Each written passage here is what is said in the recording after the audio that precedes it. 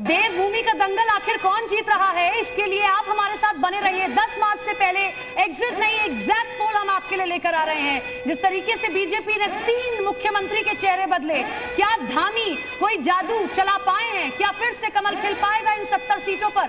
और क्या कांग्रेस जो सपना देख रही है कि इस बार कांग्रेस की सरकार बनने जा रही है, जो उत्तराखंड में हमने अक्सर ट्रेंड देखा है कि एक बार दूसरी सरकार होती है और उसके 5 साल बाद दूसरी सरकार बन जाती है, क्या कुछ ऐसा ही देखने को मिलेगा? और असल में सपना, ये जो विधानसभा है, इस विधानसभा के लिए सारी लड़ाई है और उत्तराखंड में बड़े दिलचस्प नतीजे होते हैं। पिछली बार एक तरफा जो लहर थी उसमें बीजेपी ने सरकार बनाई, लेकिन आप 2012 में जब जाएंगे तो नेक टू नेक फाइट थी, एक सीट का अंतर था। और उस वक्त मुझे याद है कि Bhuvan Chandra Khanduri, BC Khanduri major general, वो अपना चुनाव हार गए थे कोटद्वार से और वही एक सीट बड़ा फर्क डाल गई थी। और अगर वो सीट भुवन चंद्र खंडूरी जीत जाते तो उस बार भी बीजेपी की सरकार बनती, लेकिन अगर वो सीट हार गए तो कांग्रेस की सरकार बनी। लेकिन इस बार आम आदमी पार्टी बड़ा रोल प्ले कर रही है, कितना फर्क डालेगी वो भी हम आपको कुछ देर के बाद दिखाने वाले हैं।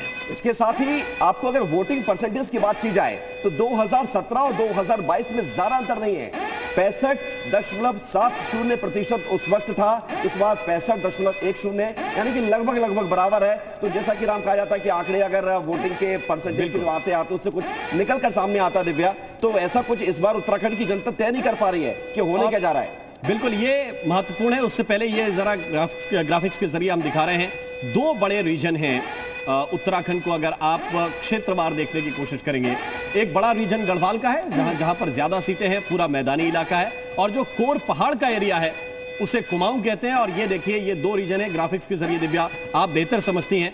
आप दिव्या खटीमा से आती हैं, वो हॉट सीट जहां से मुख्यमंत्री चुनाव लड़ रहे हैं। बिल्कुल राम, और इसलिए मेरे को उत्तराखंड में दिलचस्पी भी ज्यादा है क्योंकि खटीमा वही विधानसभा क्षेत्र है जहां से मैं आती हूँ। भौगोलिक स्थिति वहां की हम बता रहे हैं, गढ़वाल और कुमाऊं, लेकिन गढ़वाल में ज्यादा सीटें हैं और लेकिन नजरें कुमाऊं पर इसलिए टिकी हुई है क्योंकि हरीश रावत यहीं से आते हैं और मुख्यमंत्री जो मौजूदा चेहरा है धामी, वो भी यहीं से आते हैं। लेकिन क्या दोबारा से कमल यहाँ पर खिल पाएगा, ये भी देखना होगा। गढ़वाल क्षेत्र की अगर हम बात करें तो यहाँ पर 7 सीटें, और वो कौन कौन सी है? उत्तरकाशी, देहरादून, हरिद्वार, टिहरी, पौड़ी, चमोली, रुद्रप्रयाग, विवेक।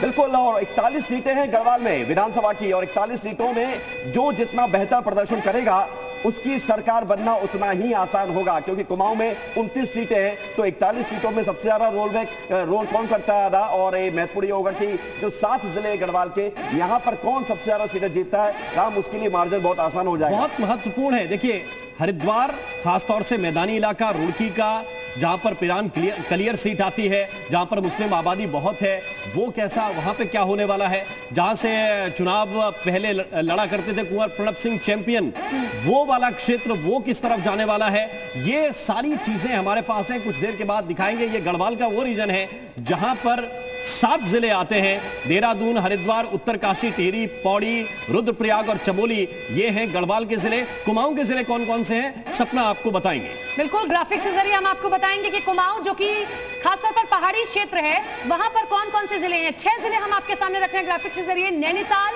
अल्मोड़ा, बागेश्वर, पिथौरागढ़, चंपावत, उधम सिंह नगर।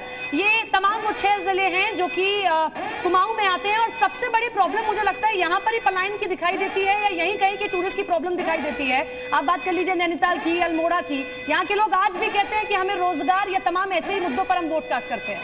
बिल्कुल, भौगोलिक परिस्थितियां विषम हैं और वहां के नेता भी इस बात को स्वीकार करते हैं। जो नेता दिल्ली में आवाज उठाते हैं, संसद में पहुंचे हैं, वो भी इस बात को स्वीकार करते हैं कि यहां पर भौगोलिक परिस्थितियां विषम हैं और इसकी वजह से लोग पलायन करते हैं। उनको वापस लेकर आना और वहां पर रोजगार के अवसर पैदा करना, ये सबसे बड़ा विषय उत्तराखंड के हर चुनाव में रहा है और इस बार भी रहा है। जब कोरोना था तब ज्यादा सवाल अब खड़े हुए कि कोरोना के समय में आप पहाड़ी क्षेत्र के लोगों को आखिर कैसे रोकते हैं और उनके लिए हमने देखा है कि ड्रोन से भी वहां पर लोगों तक वैक्सीन पहुंचाई गई है, लोगों का इलाज हुआ है। और ये 21 साल का उत्तराखंड है।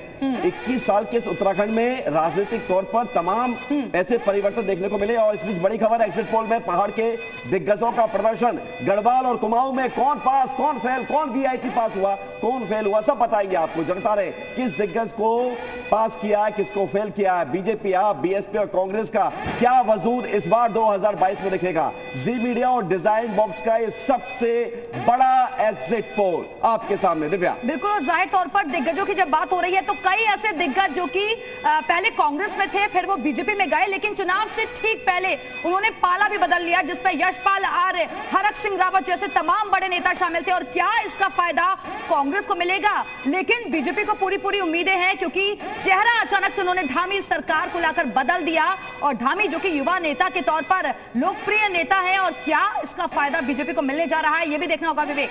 एक बहुत बड़ी चर्चा दिव्या ये थी कि क्या पुष्कर धामी के आने के बाद बड़ा फर्क पड़ा है, ये सब कुछ बहुत महत्वपूर्ण। क्या पुष्कर धामी के आने के बाद चीजें बेहतर हुई हैं, और जो पिछले मुख्यमंत्रियों का प्रदर्शन था वो किस तरह का रहा है?